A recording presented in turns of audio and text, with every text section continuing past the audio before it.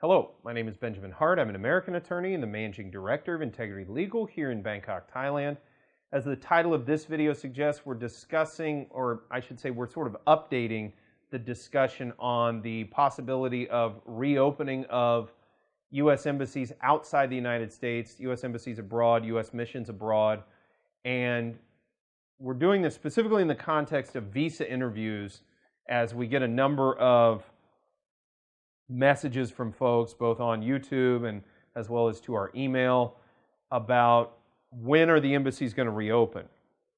Well, the long story short of that is it remains to be seen, and it will probably depend on the circumstances on the ground.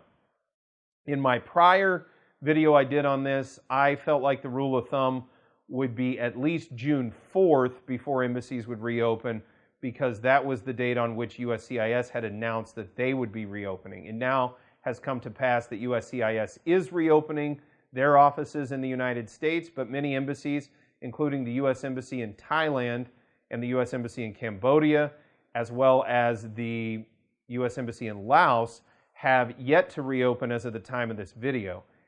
I think it's probably safe to presume that we may not see these posts reopen until the overall the overall lockdown is lifted in the host country of the embassy. So for example, here in Thailand, we are still operating under the emergency decree, notwithstanding the fact we're coming into the second week of June 2020, and most of the restrictions have been eased at this point here in Thailand.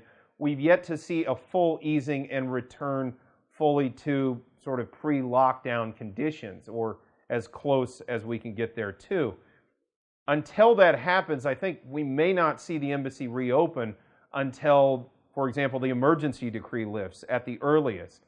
So while that's very location specific here to Thailand, I think the best thing to look at, the rule of thumb may be, what is the situation on the ground with respect to the host country, the country that embassy is in, and understand, are they under a hard lockdown right now, or is it somewhat easing? Is it reopened? Is it like Sweden, where it's my understanding most things are reopened over there, or never shut down in the first place?